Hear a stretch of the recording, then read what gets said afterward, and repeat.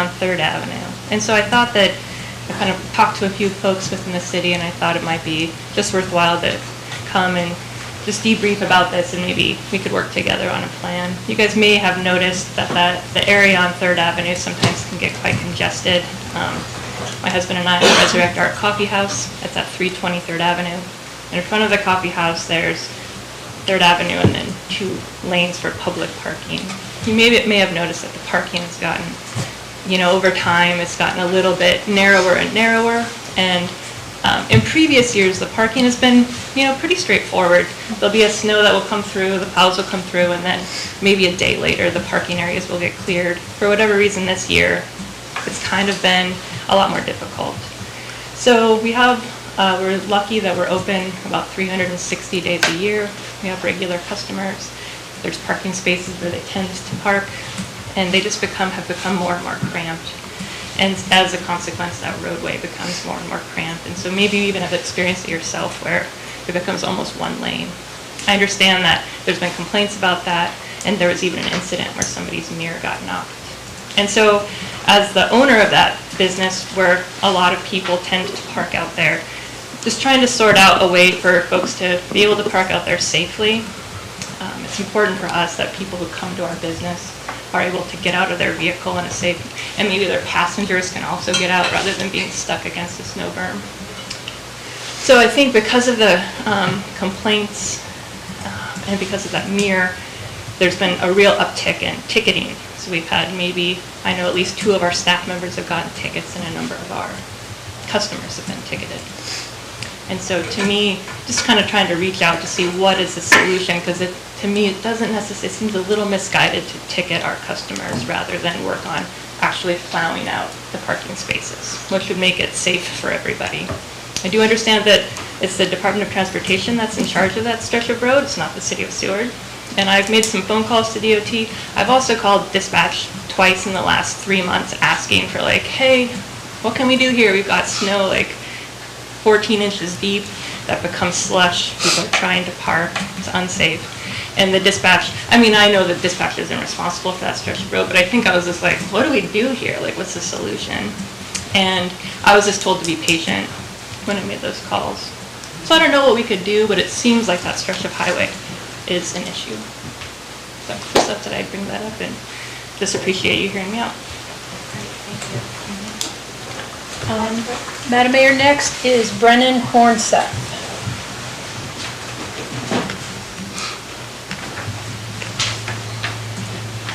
Hello, my name is Brennan Hornseth. I live inside city limits. I come to you tonight as a candidate for the Planning and Zoning Commission. Though I've only lived in the Seward area for about 5 years, I plan on sticking around for the long term. My wife and I have actually worked from home during that time, and we could literally work anywhere in the U.S., but we picked Seward, and we haven't found anywhere better. So during my time as a volunteer for PACAB's Climate Action Plan, I became aware of how important planning and zoning is, not just for climate change resilience, but also how policy shapes people's lives.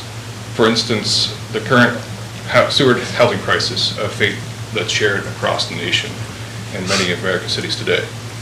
In fact, I'm aware of this firsthand as my wife and I just bought our house about a year ago. And as a member of the Planning and Zoning Commission, I would like to help council make decisions to improve Seward's permanent residents' lives, kids, teens, middle-aged people, the elderly, everybody. Thank you. Next signed in is Crystal Lear.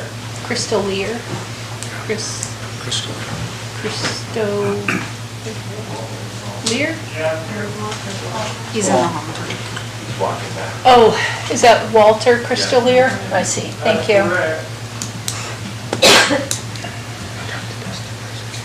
Okay.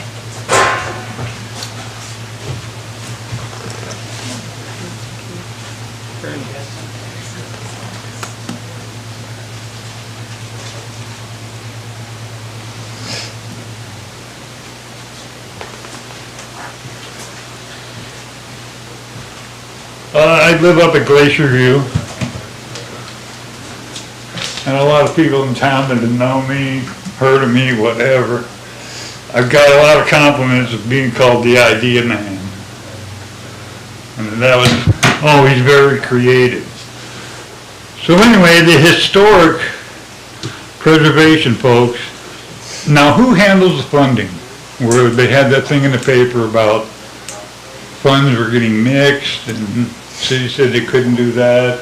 And they thought they could. We'll just let you testify, sir. Oh, okay. Well, no, I was just going to say, get the funding figured out as fast as possible. Because once it gets out of hand, you lose the curve on that. So anyway, I got back there in 2019 and I saw these signs for the walking tour.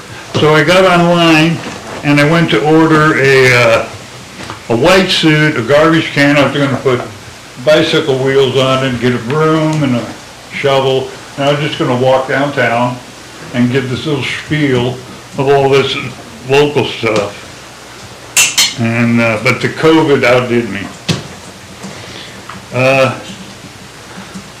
Down where Lechner's machine shop used to be, there was a gas station pump out front. I don't know if anybody remembers it. But I called restorations. I've just got my teeth yanked, so. That restoration guy in Las Vegas, and I was gonna order just a shell. It's all painted up, got plexiglass, got a price set, the handle's welded in there, you know. And then every spring go down there, because I think there's still the 4 bolts where the old one used to be. You just open the door, set it down there, bolt it down, and close it. And just let people see, well, no, it was a gas station here. Oh. Let's see. And George Peck was always talking to me about building a little model town in Seward to put in the museum and let people look at it. But with this historic thing taken off, I was thinking of just making, you know, 2 or 3 blocks just downtown, put a bunch of trees around it, to give people a 3D look.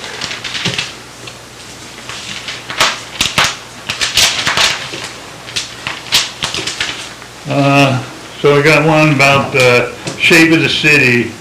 A lot of old houses are gone, like John Andrews just got torn down. And you know, it's sad to see them go, but they were mostly built out of dunnage off the docks. And they were old, you know. But good to see them though. Like the Alaska House, anybody remember that place? That John's dad owned? Well, you have too many good ideas for us tonight. That's your time, but we very much appreciate it. I don't know if maybe you could email or we could get copies to the clerk's office. I should have started out with Bear Lake. Yeah. That's the big problem. That weir's gotta go. Well, we'll touch base with you next time, but we do appreciate your time tonight. So. Yeah. I've been wanting to get back in the groove here, so I'll be back. Well, thank you so much. And thank you for letting me have Yeah, my thank you, feel sir. at the wheel. Next signed in is Bob Reisner. Christy Terry, I owe you an apology for my Uh-oh. former chair when he told you I don't know.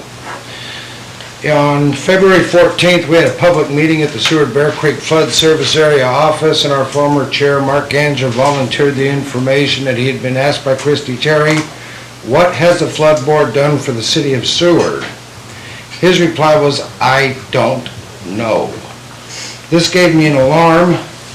I went through the 14 years of the docket books of the meetings that I have, and I have a quick rundown of the summaries of what the flood board has done for the city, and I want to speak it so it goes down as an organ of public record.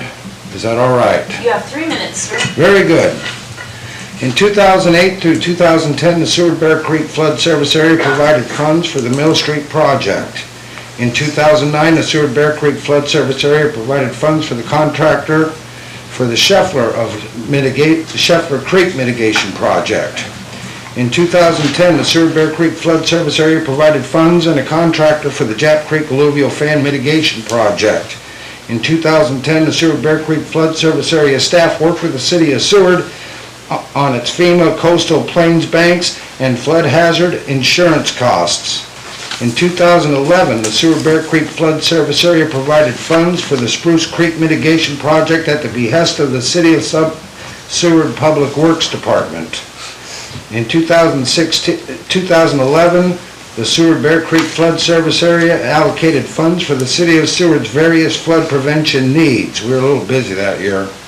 In 2011, the Seward Bear Creek Flood Service Area provided funds for the City of Seward's LIDAR survey as required by FEMA. That was staff.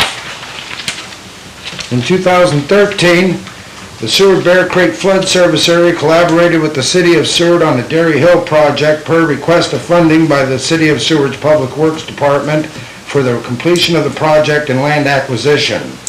In 2016, the Seward Bear Creek Flood Service Area provided funding to the City of Seward for the flooding issue at Cliff Trailhead and of the Two Lakes Park. In 2016, the Seward Bear Creek Flood Service Area partnered with the City of Seward for the Coastal Velocity Zone project, sharing the cost. In 2018, the Seward Bear Creek Flood Service Area provided funding for the Jap Creek Short-Term Mitigation Project.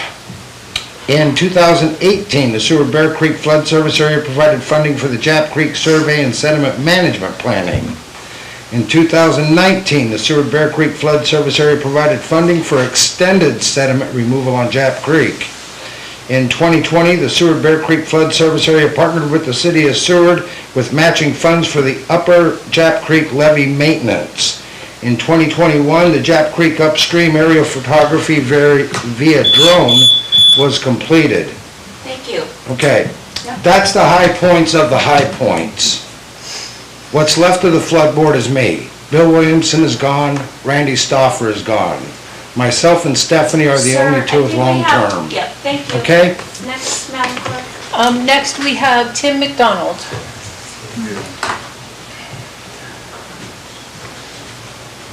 Hi, Tim McDonald, Inside City Limits. First, I'd just like to say, let's be thinking about the Ukrainians. We're getting the snot bombed out of them, and, who knows, it could be us. I'm a little worried. I was born and raised in Seward, and I've spent a lot of time here.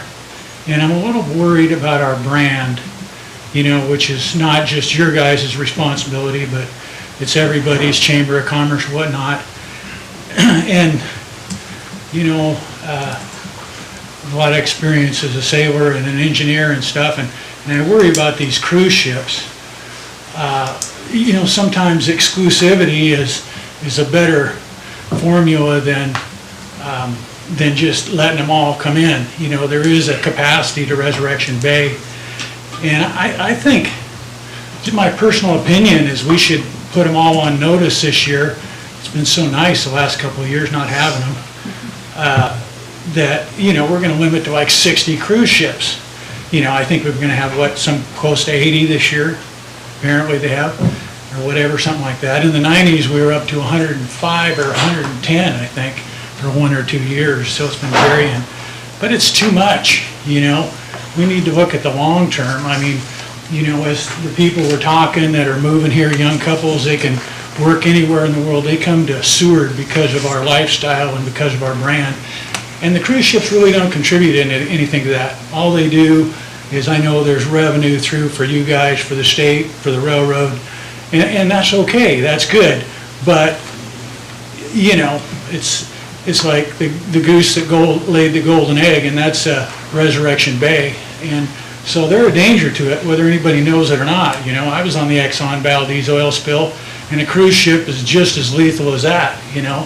They're carrying hundreds and hundreds of thousands of gallons of bunker C crude. They don't burn diesel, they burn thick stuff. They've got big engines. And so it's just something to think about. I mean, raise the price on the 60 so that you're getting the same amount of profit as the 80. That's the thing to do it, and just put them on notice. I don't want 100 cruise ships coming in here. They contribute absolutely nothing to the lifestyle of most people. A lot of the business people I know get some business off them, but, you know, they corral as much of their business as they can.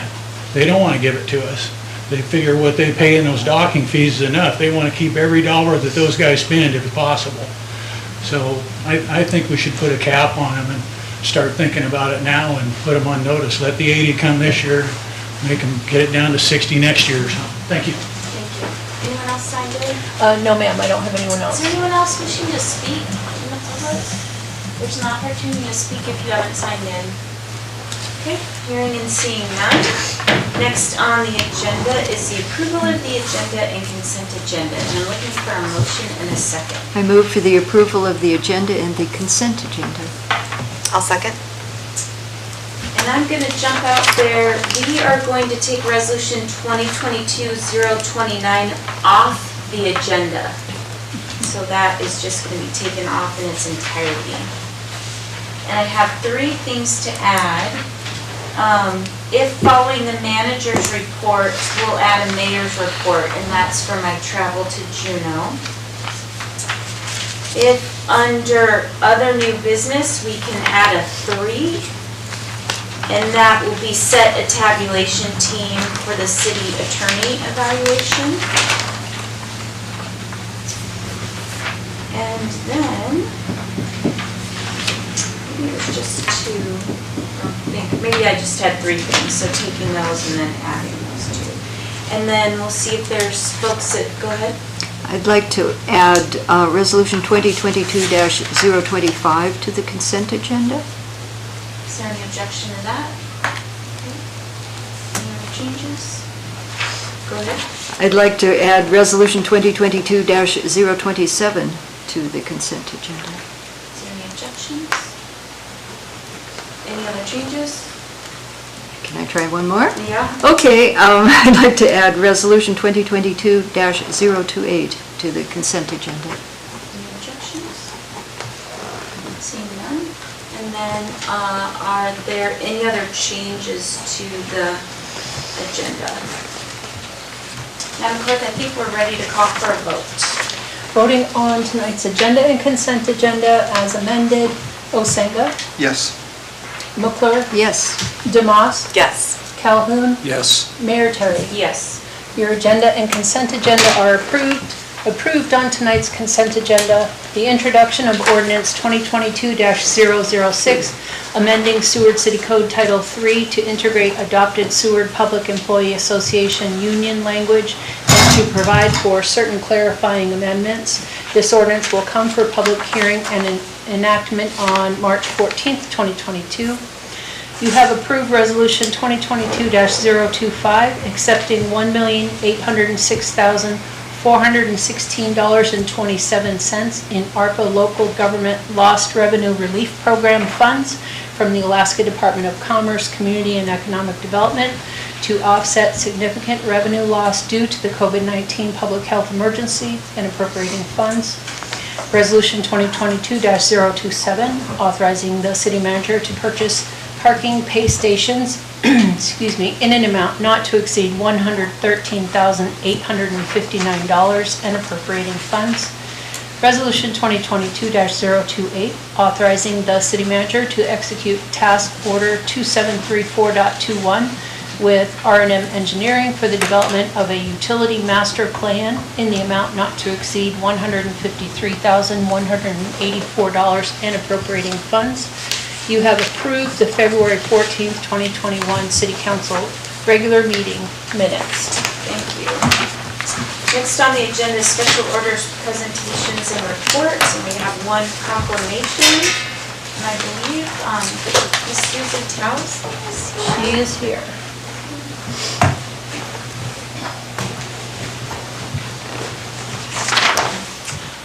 Thank you for coming for this tonight. So, this is a proclamation for Teen Dating Violence Awareness Month. Whereas teen dating violence takes many forms, including physical or sexual assault, stalking, coercive and controlling behavior, emotional abuse, harassment, and exploitation. Whereas teen dating violence can occur in person, online, or through various forms of technology. Whereas young people who are survivors of teen dating violence can suffer from depression, substance abuse, risk of suicide, eating disorders, poor academic outcomes, unintended pregnancy, and other struggles. Whereas these efforts are compounded for LGBTQI+ and young women of color who are less often recognized as survivors of dating and sexual violence and face additional barriers to seeking help.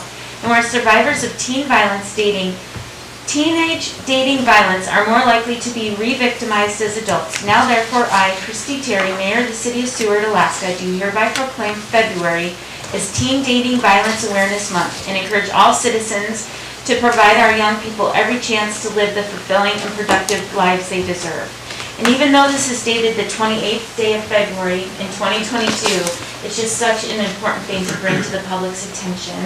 And I hope that you would maybe share about your organization and what you do, and thank you for being here tonight. Thank you so much.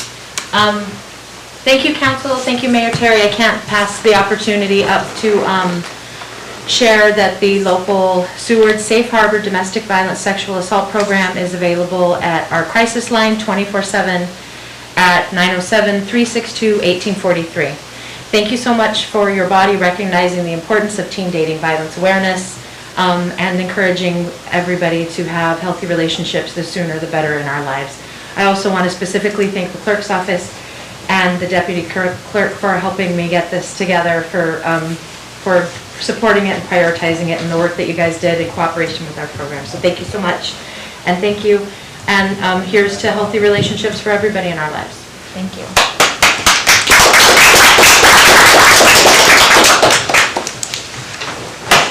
Next on the agenda is the city manager's report, and that starts on page 5 of your packet.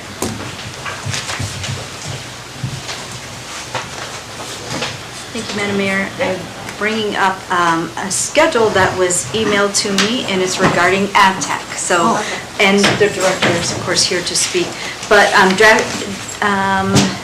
there are some details that are being ironed out as far as getting back in the building, and especially with electronics and technology. But they are working on, I'm going to read the very draft schedule that I have, and then if there's been any changes or anything needs to be added to. On Sunday and Monday, they're closed to public staff only. Tuesday, closed to public staff and office. There's still archery at the terminal till the end of the month, so that goes from 5 to 8 p.m. And there's the staff that needs to cover that. Wednesday, they're closed to the public and staff in the office. They have competitive football at the middle school, so those other activities that I spoke of last time are continuing, and then, you know, the full move over. Thursday, 10 a.m. to 8 p.m. is open to the public. Friday, 10 a.m. to 8 p.m. open to the public. Saturday, 10 a.m., 8 p.m. open to the public. And there will be youth basketballs in the gym starting March 19th through April 30th in the mornings at 9 a.m. to 1 p.m. And after that can be open gym time. The rest of the facility can be open to the public while this is going on. And also working to hire additional staff to be able to have additional hours and activities. So a big thank you to AvTech for working with us to be able to reopen the building to the public. We really do appreciate that. I wanted to, I've reported on it before, but also touch on the heat loop project. The Assistant City Manager and I had a meeting with Andy Baker, that all of you know, and regarding the project, who pointed us to a couple of grant opportunities that we are pursuing, and we'll keep you posted about that. As you know, AEA, Alaska Energy Authority, has extended the grant an additional 3 months. I'm not quite sure why it's only 3 months at a time, but that is their process. They're supportive of the project, and I'm quite certain if we need another extension, we will receive it. So we're pursuing all avenues that we have available to us. On, let's see, on tomorrow, I'll be testifying on, I'm trying to get the numbers correct, Senate Bill, I think it's 261, and House Bill 366, and both of them pertain to Railroad Authority to bond the railroad, just as you pass the resolution, needs to receive the authority from the state legislature. However, there's not a cost to the state. It's the railroad's total bonding. On Thursday, there's the House Finance is meeting regarding the overall budget, in which Seward is involved with the jail. There's been an amendment adding $4 million to the jail budget for community jails. I call them state jails that communities are running. That's been added to the budget, and while that's not probably the full cost, at least there has been a step forward on this. So that's on Thursday. We will then continue to work on the contracts as well to make sure that they meet the needs that we have for them. The Public Works Director should be out in the hall. Okay, please come in. Who's going to explain snow removal on 3rd, and after he explains, then I have a comment on that. Explaining snow removal on 3rd. Yes. Snow removal with DOT on 3rd. They do the main snow removal as most know for 3rd Avenue. Typically once a year, we will go work with them on, they pull the sides in, we blow it and haul it off in all of our trucks. We work with them as they come to that point. We've done it at different times, past several years.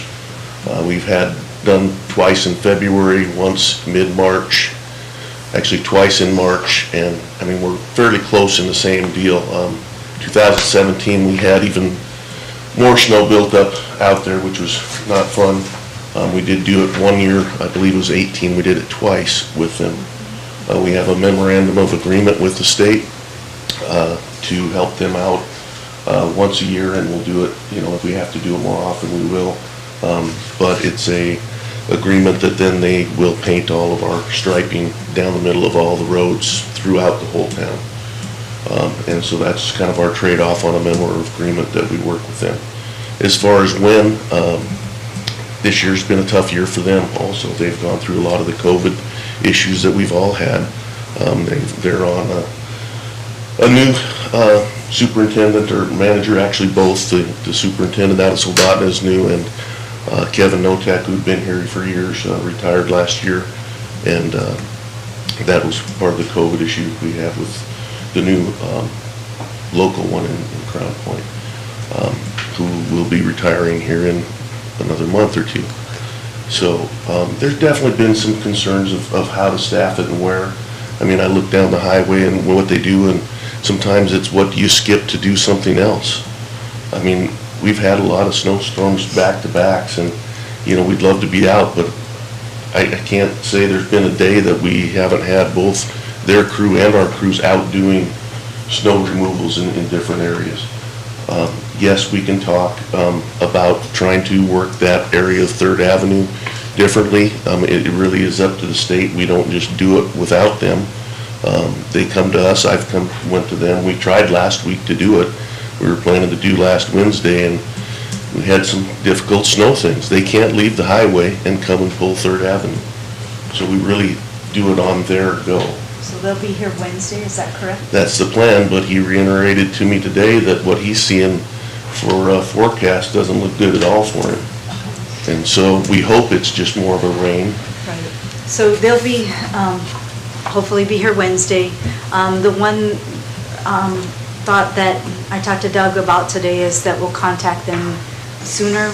They can't promise that they'll come sooner, but we'll contact them sooner as we see things narrowing, so that hopefully they'll come sooner so we don't have this narrowing going on, creating other issues. That's our plan and our commitment to making sure that we have more contact with them. We can't promise they'll come but we will have more contact and basically be a squeaky wheel to get it done. Are you ready for questions yet? Can Sure. we talk about Oh, that? sure. So I'm just gonna say, it's the same line of BS they gave us about our airport. So if it's a relationship thing between our staff and that staff, because staff have to work together, then I'm personally taking responsibility, because I drove through that narrow and it never occurred to me, I need to call someone at DOT. I mean, when I met with, when I met with the folks about AvTech in Juneau, we are where we are today. So if it's something that you need to bring to council's attention, we will 100% deal with it. Like, I am telling you, and I understand workload, we all understand workload, but it's gonna be the people that ask to get help that are gonna get help. So, I mean, this needs to be, I mean, it's a very good point that instead of ticketing folks, which I think the police officer, laws need to be followed, but we also need to take care of the situation before and make sure that people are safe before that. So I hope that this is just another, I mean, we've been watching the airport and council did a great job making sure that got maintained. If we need to turn our eyes to 3rd Avenue, then that's what we should do. Or if there's anywhere else that needs to be, bring it to council and we will follow up on it also. I don't think it has to be even that formal. I think that like most things, if folks anywhere feel like they want to call DOT or to call, the city public works in general, I mean, a lot of it doesn't have to go to council. You get a few more calls to DOT and you're putting a squeaky wheel because granted, we're getting calls just like they are. We're getting alley calls that, we're trying to keep up, but as this melts and melts, it just keeps going down. We're trying to keep them going. We're out almost every day. We're So still maybe working it's on also point. education at dispatch, that if people call, then that gets routed to the correct department. Yeah, I mean, we're willing to try to work anything in, to get in, but right now, the way we have been going, squeaky wheel sometimes gets it, but at some point, you're taking away from wherever else, so then that becomes the next squeaky wheel. Yeah. We're trying, I mean, there's years that, we had 3 years where we didn't get much snow. Everything was good, but 2016, 17, and then last year and this year, we've had pretty good snow. And so it's been keeping us, and COVID has not helped. We all have people out, and everybody in this room knows that everybody's struggling for people, to keep them going, or they're out with their kids because they can't go to school, and there's a lot to it, and we're certainly putting that effort out, and I see these guys, their eyes are glassed over. I mean, every day, they've been working so many 4-to-4s, it's tough on them. And so, we want to do what we can. I think it doesn't hurt to call the state personally. It doesn't have to be hey, let's get them with council. I think a call out, hey, we're really struggling here, and it doesn't have to be us, but you can call us too. We could call the police or the city manager or myself and say, we've noticed something here that's going. No, that's my point. I didn't mean a resolution, but if I need to call, we had a meeting with the airport folks last year and it ended up being very productive because now we haven't had any issues with the airport. Thank you, Madam Mayor, for partnering with us to bring this to a resolution. Thank you, Doug. Did you want to keep going? No. I know, did you want to talk about the audit? Or what's the report that's in the packet?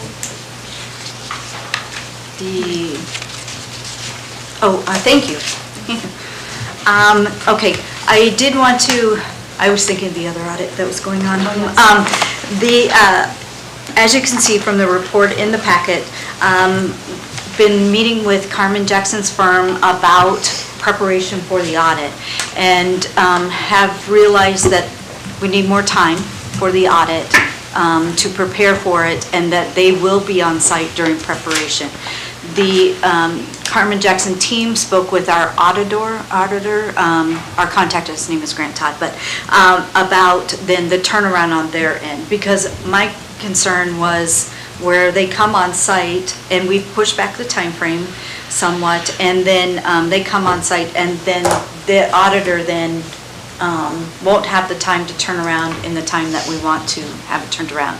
They have agreed to work with Carmen Jackson's team to turn it around faster than what they originally were telling us. So I don't have the exact date of when all of the financials will be before you, but we are shooting for, they said possibly early as May 30th. I'm thinking the first meeting in June is when we'll have the information. So I really appreciate Carmen's team responding to my concern about that's too late, we're getting too late, we need the information.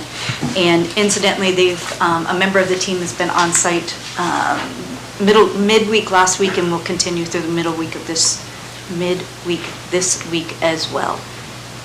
So I appreciate their team. Is there any other questions or comments for the city members? Councilmember DeMoss? I just have a couple things. Thank you. I was wondering if we had any response to the feasibility study RFP for the community center. I think the expiration date was today, wasn't it? Right, there, Yes, we have for this.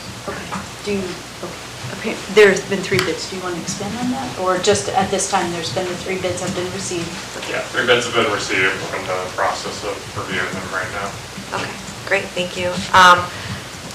I think you had said that we were going to put out an RFP for the gardening position for the We are. seasonal. Have we done that, or when are we going to? We are working on that now. I expect that to be out in 2 weeks is what the time frame we're shooting for. It was the conclusion that we just don't think that we can hire a seasonal employee for that, so we'll use a gardening service instead. Okay, great. And then when will we start advertising for the summer positions? We are working on that now, reviewing the job descriptions and the pay for those job descriptions. I mean, we have job descriptions, but because the positions really cross over, basically they all work doing the same thing, but we had different names for the positions.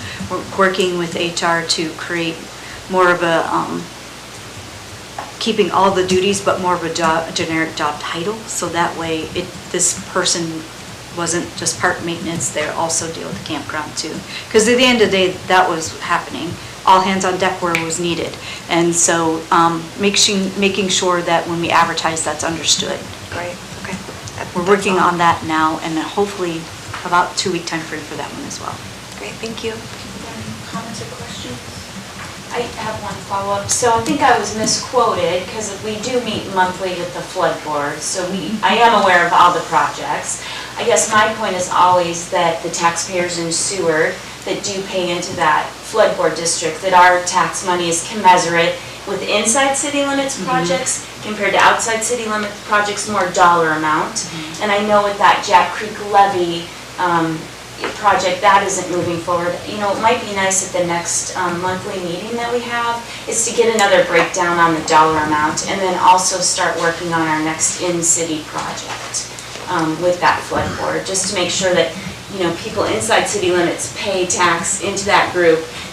As the city's mayor, not the borough's mayor, but as the city's mayor, I just want to make sure that those dollars are being fairly spent within the city. So maybe at the next meeting we can work with Stephanie on that. Sounds great. We'll do that.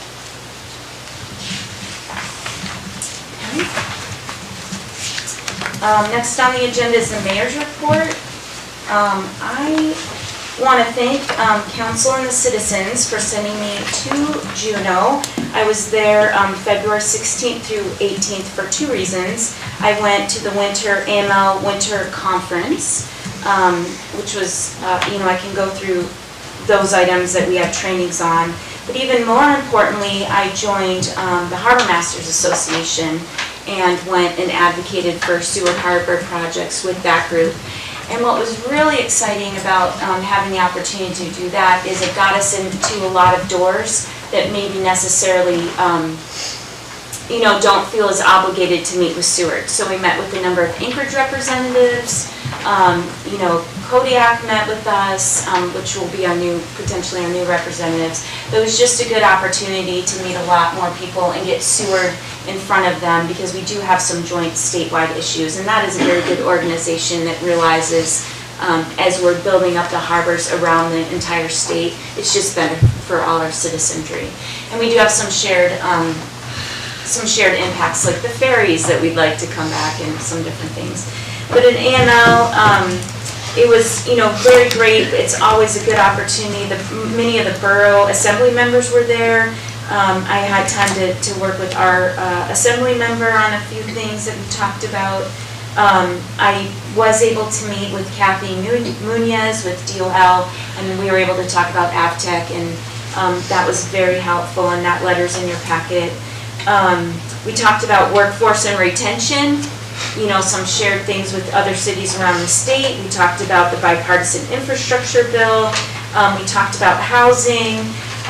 It was, let me see, one thing I did, we had a chance to talk about the state fiscal policy.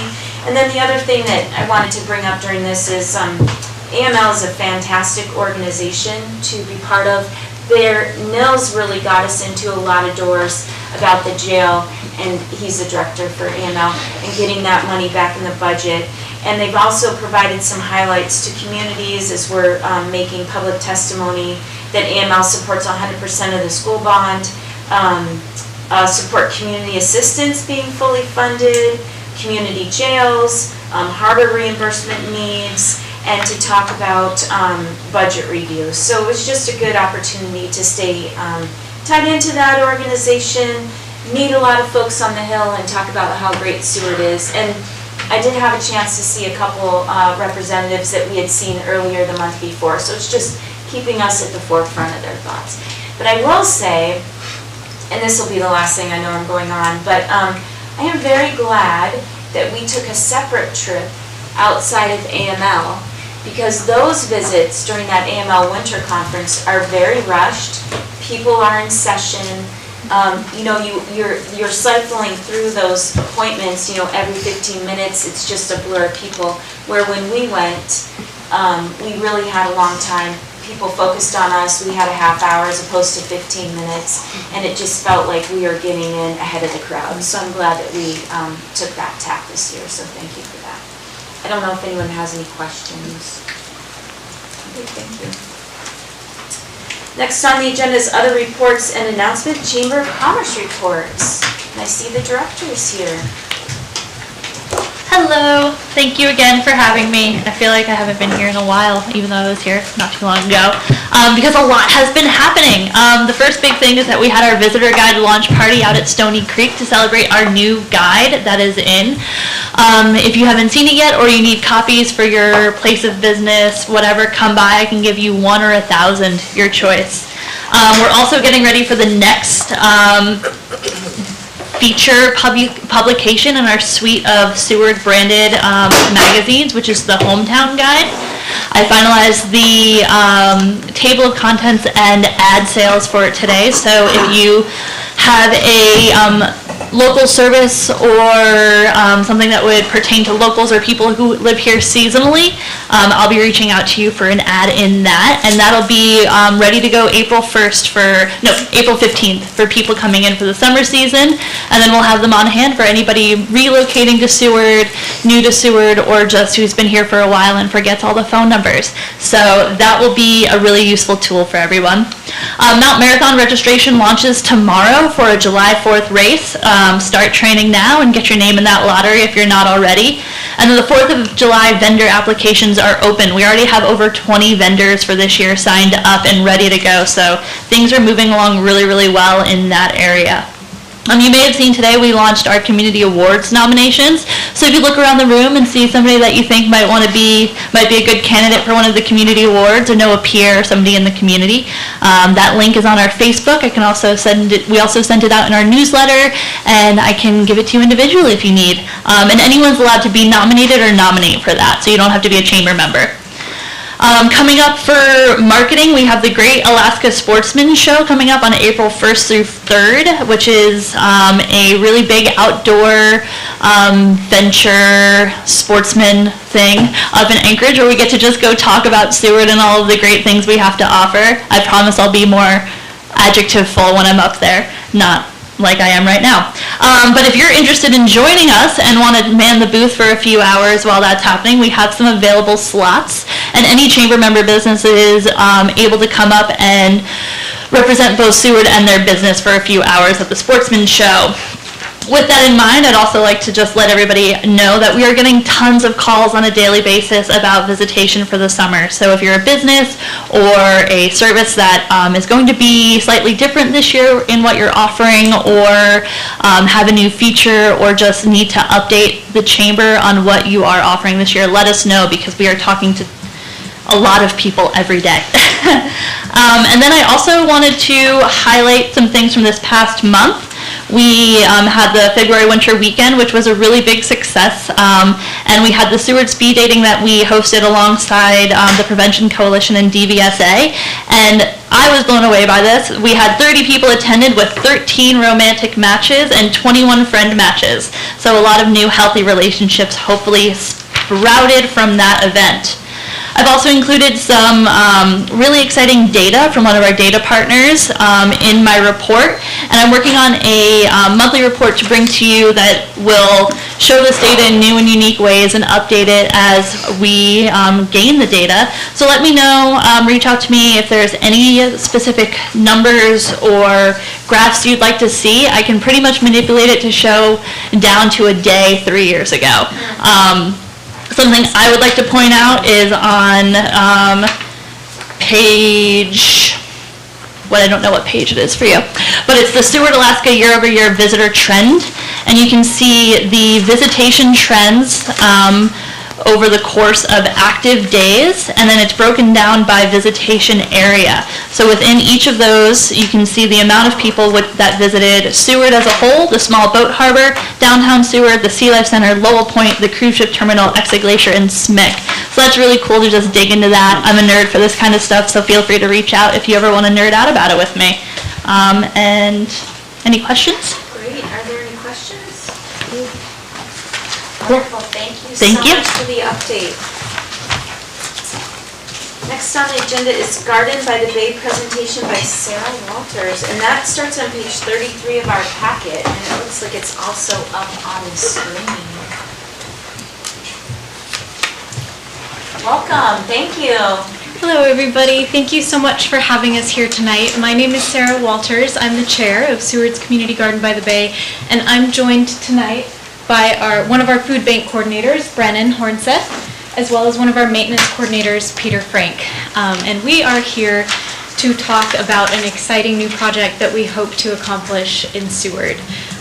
Spoiler alert, we want to build a new community garden, but we're going to talk to you about that tonight. So if you'll direct your attention to the screen at the back of the room, we have a brief presentation for you. Could we get the next slide? Thank you. So first, a little bit of background on who we are and what we do. We are Seward Community Garden by the Bay, and we manage the community garden located downtown behind the KM Ray building on UAF property. This is at the corner of Railway and Brownell, kind of by the Sea Life Center. I'm sure you all know it. We maintain 30 garden beds for community members to garden. They're gardened by anyone from individuals to couples to families with children, as well as certain organizations in town such as the National Park Service Seasonals, Trails, Seaview, and those kind of organizations. We were founded in 2017 as the result of a Seward Strong event. Callie Bacon got us going that year, and we are housed under the Seward Prevention Coalition umbrella, so they're our parent organization.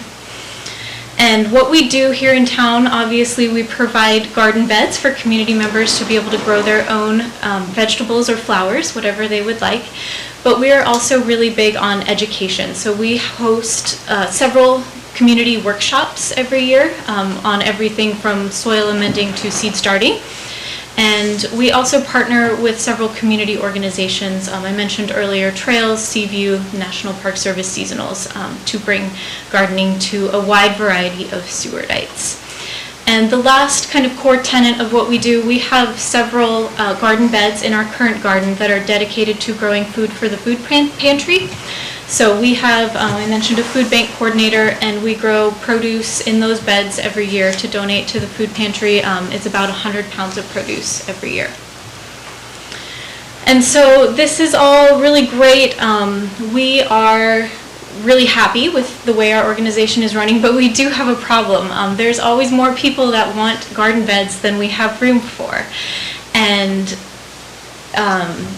in addition to that, we currently lease our space on the UAF property behind the Ray building, and that lease needs to be renewed every year. So the fact that we're on a 3-year lease, renewed every 3 years, limits us in some ways. So we need a permanent space. We are also somewhat limited in Seward by our topography. This is not unique to Seward Community Garden by the Bay, but it's a problem that everyone has here. Just the mountains and the ocean kind of hem us in. So there is a limited amount of gardenable space in Seward.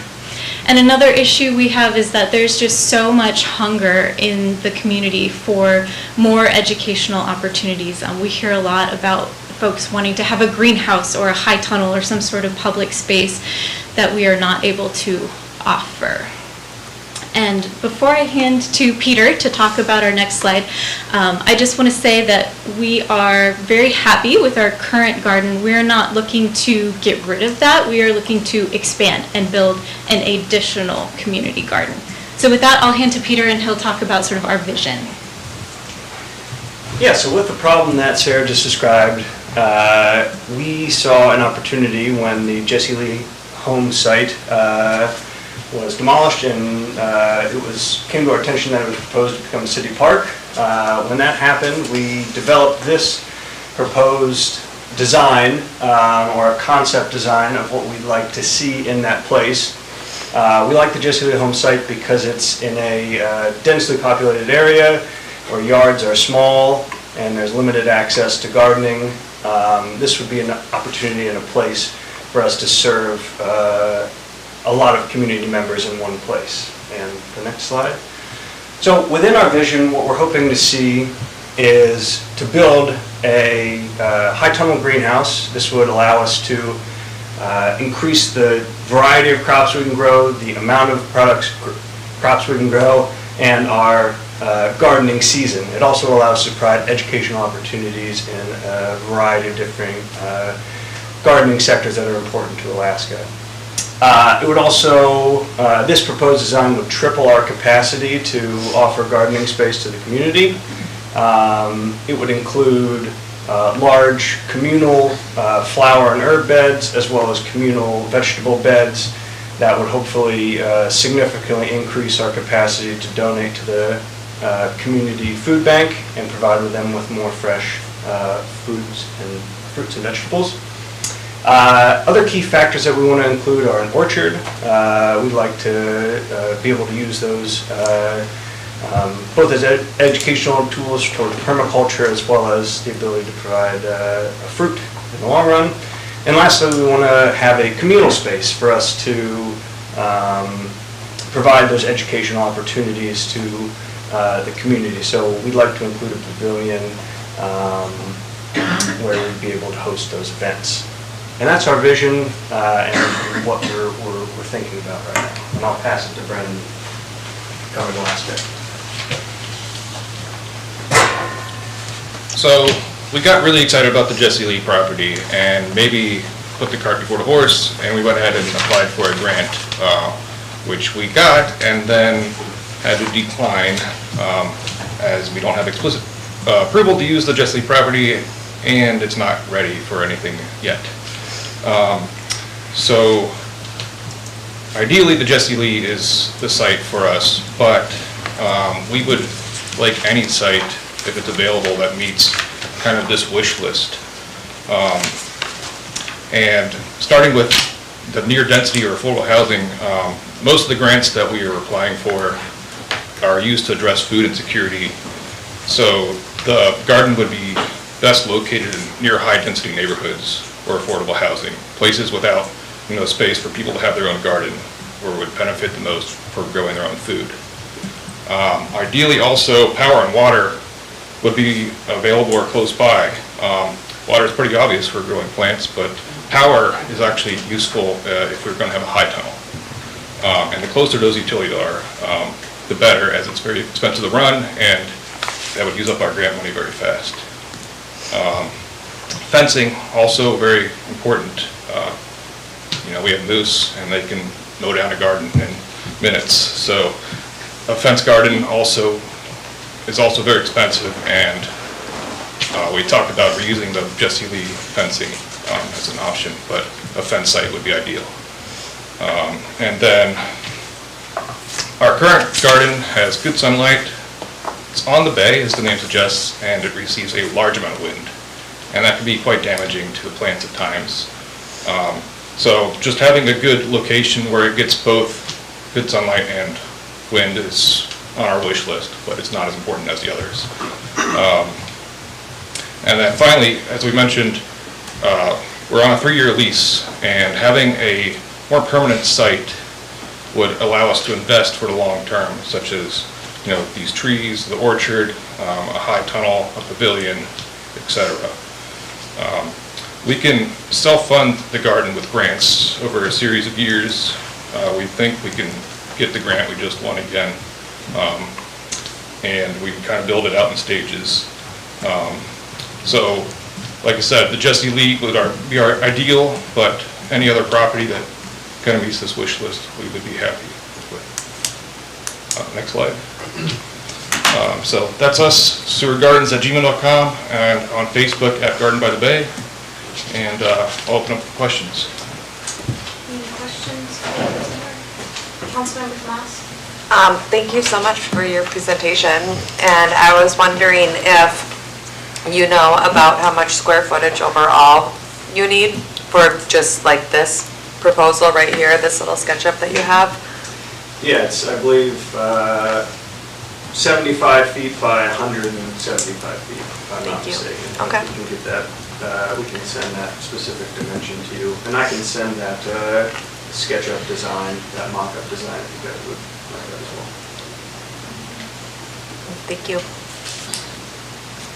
Any other questions? No, it's a great presentation. Does the administration have questions or? So, Sarah, last time you and I had met, there was some discussion about collaborating with Seward Compost as well. Has any discussion taken place? Just I know good topsoil is a concern, and those projects are so cool and have some synergy. Yeah, definitely. We have potential for some overlap. I have not been able to connect with Trent, but it is on my to-do list. Cool. I have one question, not to take away from this, because I think this is a great project, and it looks like administration's nodding, and we'll start to work on that. You know, I read an article a while ago about instead of flower gardens around towns, like to have vegetable gardens. Like in a, you know, it's, and I was gonna say you might kick me under the table because you do like the flowers, but They're beautiful. you know, if we're going out and, you know, we have beautiful flower beds spread around the city, I mean, is that something that, you know, I know it's probably nice to have everyone in one place, but, or maybe you could just work with us on giving advice about what vegetables we could grow in some of the spaces around town. Yeah, I think we'd be happy to share knowledge. When we're thinking about a community garden, I do potentially see some challenges of having beds kind of spread out. A big part of what we do involves the large community of gardeners, and it is really helpful for new gardeners to be able to see what their neighbor is doing or chat with somebody when they're at the garden. We also are very fortunate at our site at the Ray Building to have water hookups nearby, and I'm not sure what that would look like with things kind of spread out.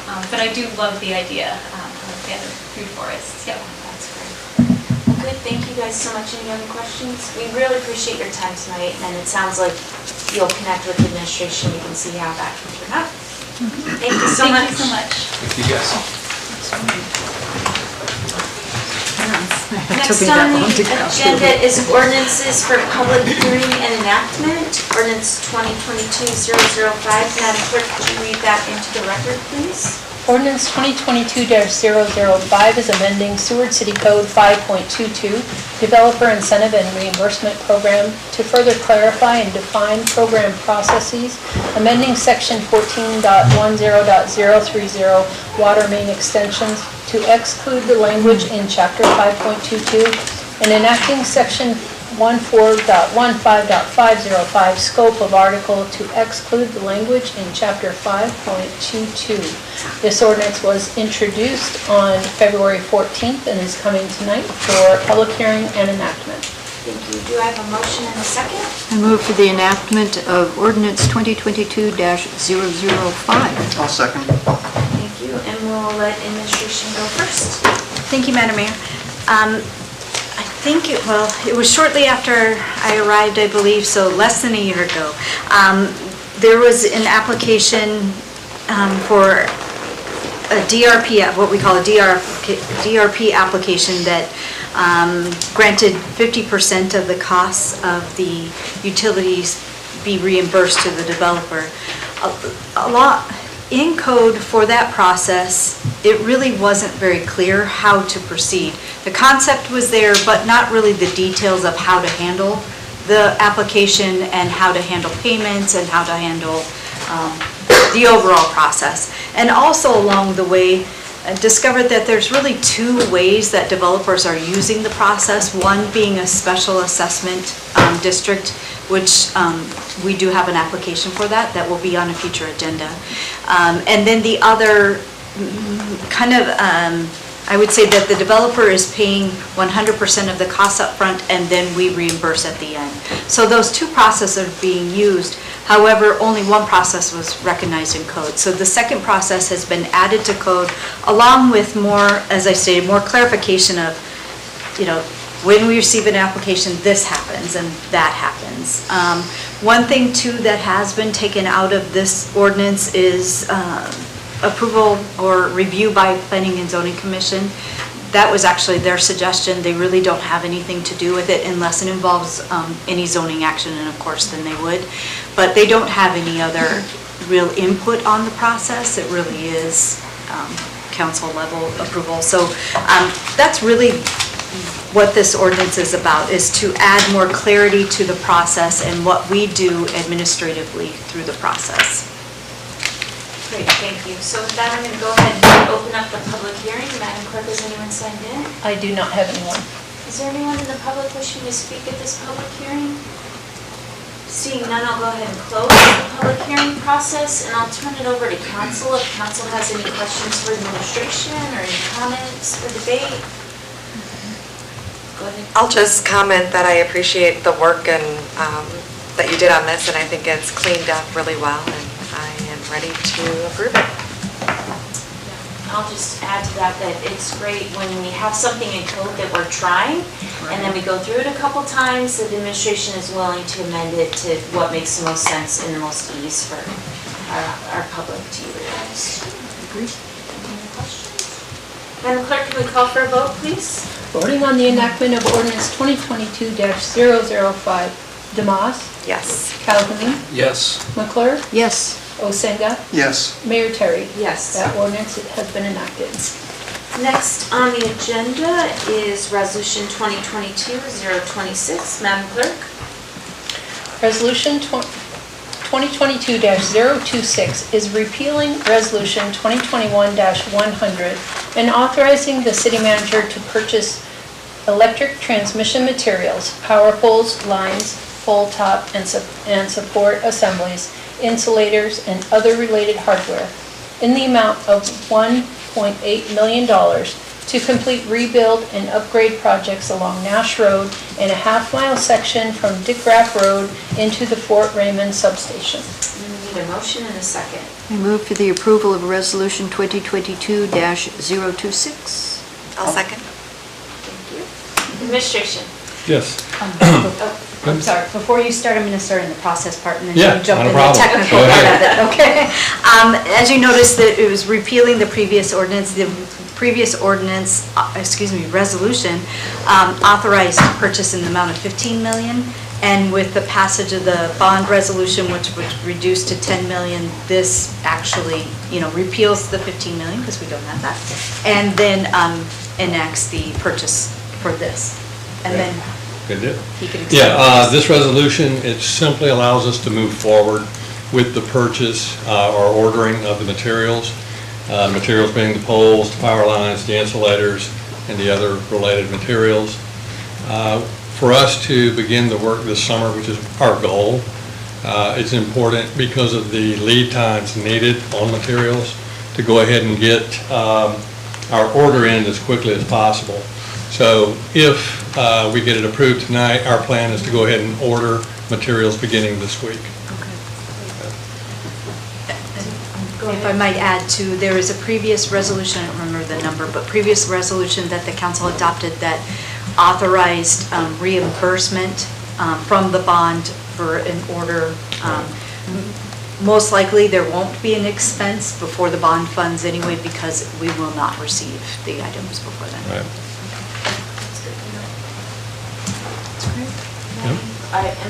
These repairs, we've had a number of work sessions Oh, yeah. again, a number of meetings. We know that Yeah. these repairs need to take place, so thank you for moving this item forward. You're welcome. Madam Clerk, I think we're ready for a vote. Voting on the approval of Resolution 2022-026. Calhoun? Yes. Demas? Yes. McClure? Yes. Osenga? Yes. Mayor Terry? Yes. That resolution is approved. Next is we're down to other new business items. Vote and appoint 3 individuals to the Planning and Zoning Commission with terms to expire February 25th. Applicants are Tom Swan, Brendan Hornseth, Gary Cease, and Troy Staggs. So there is guidelines for filling these vacancies. You can vote up to 3, no more than 3 applicants. And then the city clerk will read the votes and state the outcome of the vote. So only the applicants receiving the minimum of 4 votes will be eligible for appointment. And then to finalize the appointments, a council member will make a motion, requires a second, to appoint each applicant to the Planning and Zoning Commission. So if you'll vote and sign.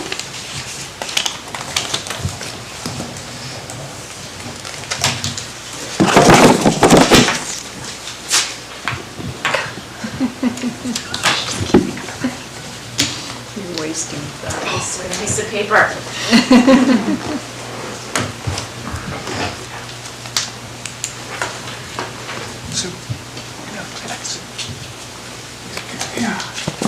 Reading the results of the first vote. 1 vote for Hornseth, 1 vote for Cease, 1 vote for Staggs. 1 vote for Swan, 1 vote for Cease, 1 vote for Staggs.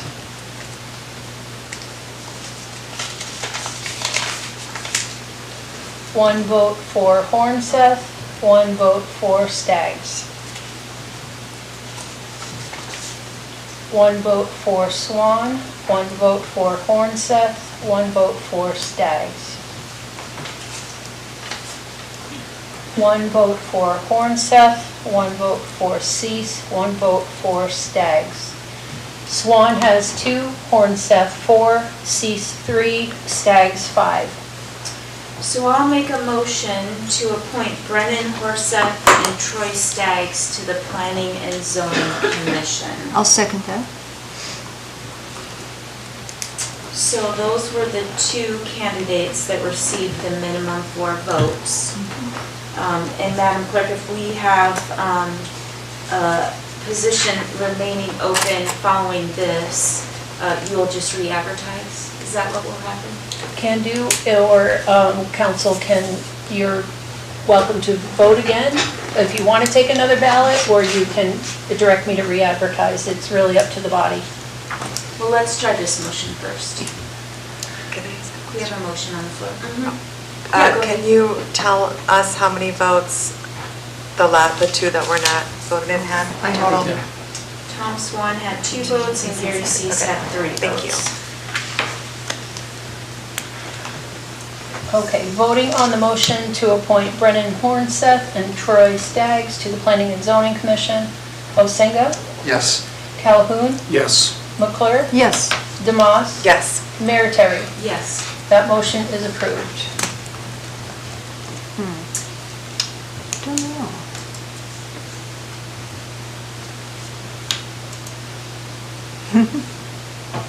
Well, I think at this point, I'll ask you to re-advertise for that seat. Okay. Unless there's another direction out there. So there'll be 1 vacancy for planning and zoning. Yeah, Go ahead. I think that would make it more fair, because before we were voting amongst 4 and now it's down to 2. So I think if we re-advertise, it will be a more fair vote. Okay. Yeah. Thank you. That's all I need.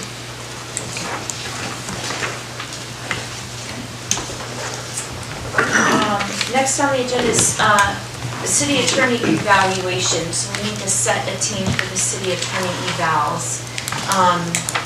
Is there anyone that would be interested? So those will get returned by March 9th, is that correct? I have that calendar in front of me. Right. And then it'll be on the March 14th meeting. It is on the March 14th. The attorney will be present for that. And yes, March 9th is correct. I volunteer again. Okay. I'm a glutton. Okay. Is anyone else willing to? I'm willing to do it. Yeah. Okay. Okay. That's great. Thank you. McClure and DeMoss. We'll figure out where I'm stuck. Okay.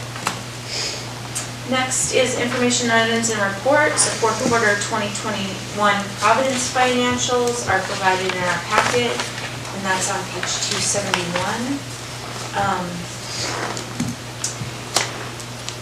You know, maybe it's not totally appropriate at this time, but since we're talking about Providence financials, I wonder if you could talk about the current,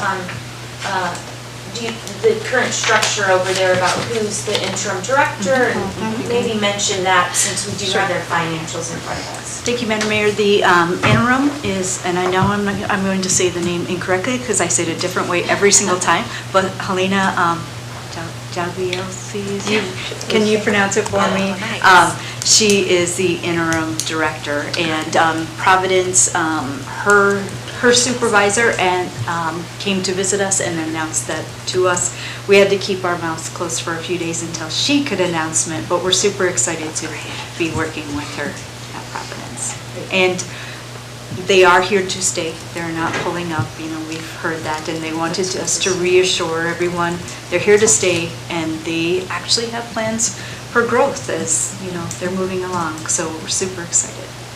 And I know that we did have a work session scheduled with them. It would be interesting, you know, when they're ready to have a work session, because I think there's been items like women's health we'd like to discuss with them, and just maybe their vision for the future, so. Next, any other comments with those financials? Thank you. Next on the agenda is citizen comments. There's no sign-in for this comment period, and time is limited to 5 minutes per speaker. So is there anyone in the audience wishing to speak to citizen comments? Okay, thank you. Next on the agenda is council and administration comments in response to citizen comments, and I'll start with administration. Thank you, Madam Mayor. One item that we're adding to either May 14th or the second March meeting is an update on the Jesse Lee project, where we are with DEC and other items that we've been working on related to the project. That's great, very helpful. Anything else? I'll start off with Councilmember Calhoun.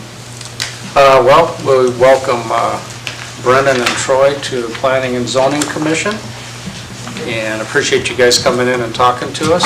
Thank you very much.